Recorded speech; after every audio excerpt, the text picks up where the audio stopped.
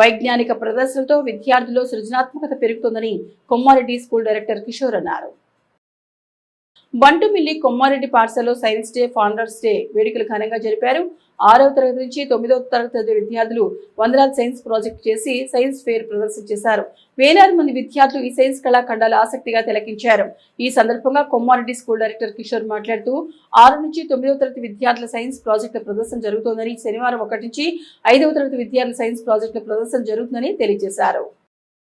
మా school founder అయినటువంటి కీర్తిశేషులు కొమ్మారెడ్డి వెంకటేశ్వరరావుది ఫౌండర్స్ డే మరియు నేషనల్ సైన్స్ డే కలిపి మేము నిర్వహించడం జరిగింది.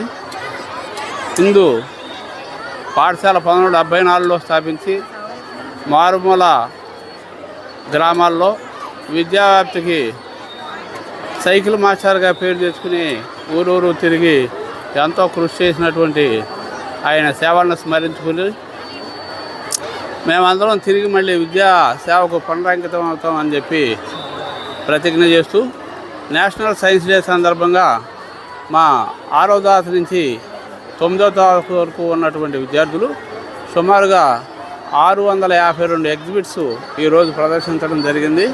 ఇంకా ఎల్కేజీ టు 5th క్లాస్ వాళ్ళు కూడా వాళ్ళ చిన్నారి చేతులతో చిట్టి ఎగ్జిబిట్స్ చేశారు. అవి రేపు ప్రదర్శించడం జరుగుతుంది. అవి కూడా సుమారుగా 400 చిల్లర ఉన్నాయి.